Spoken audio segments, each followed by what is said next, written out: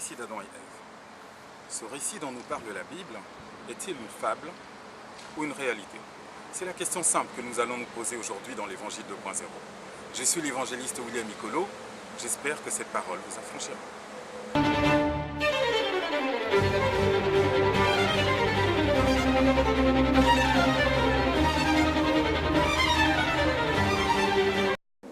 Alors que faut-il croire? La science ou la Bible?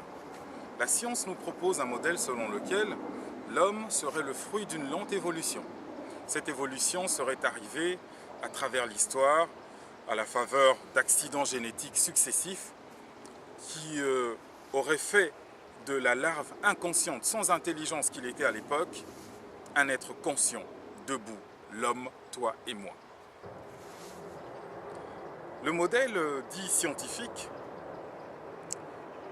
qui est tiré de la théorie de Darwin, nous explique qu'en fait nous ne sommes rien d'autre que des mammifères bipèdes, debout, des Homo erectus, et que nous serions devenus hommes parce que notre anatomie se serait adaptée au fur et à mesure de l'évolution historique pour qu'un jour nous puissions nous tenir debout et que nous puissions contrôler un peu mieux la terre qui nous entourait. Nous serions donc plus intelligents que les autres animaux. Alors, on peut se poser la question. Pourquoi partout où l'homme a foulé ses pieds, c'est lui le maître de la création? Pourquoi sur tous les continents, partout où on trouve l'homme, ça n'est pas un animal comme les autres? Serait-ce parce qu'il est plus intelligent? Serait-ce parce qu'il est plus fort? Plus rusé peut-être? En tout cas, dans la nature, nous avons un modèle, celui de la jungle, dont tout le monde sait que le lion en est le roi. Et pourquoi est-il le roi?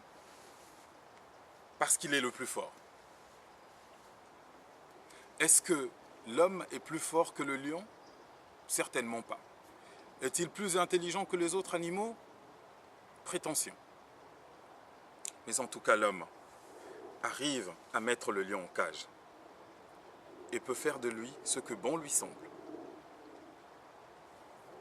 À cela, Darwin trouve des explications qui ne me convainquent pas du tout. Pourtant, la réponse de la Bible a l'air plus sérieuse. La Bible nous parle de l'homme comme étant un être créé à part. C'est un être qui a été créé non seulement de la volonté de Dieu, qui a créé toutes choses, mais bien plus précieux encore, parce qu'au moment de créer l'homme, il a fallu que Dieu s'unisse de toute sa personne. Alors on entend pour la première fois gronder dans les couloirs célestes le nous divin au moment de créer l'homme. C'est la première fois que cela arrive dans la Bible. Et pour aucun autre animal, pour aucun autre être de la création, il a fallu ce concours de tous les dieux, de toutes les composantes de Dieu pour créer un homme. Et pourquoi a-t-il fallu toutes ces composantes de Dieu? La Bible est formelle là-dessus. Elle nous dit, parce que l'homme avait vocation à dominer sur les animaux, les mammifères, les poissons, les oiseaux et même les insectes. La réponse est très claire. La réponse de la Bible est claire. Et comme je le dis, nous pouvons le constater sur les 4 continents.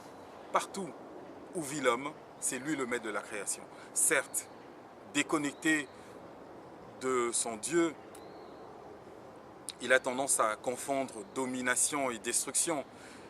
Il maîtrise mal son autorité. Mais elle est indéniable. Regardez votre vie. Pensez-vous avec votre animal de compagnie, ou que sais-je? Tout dans l'homme dénonce sa nature divine. Tout. Et la science qui contredit souvent ces théories bibliques sera, à mon avis, la première à se rendre compte qu'effectivement, l'homme est un être à part.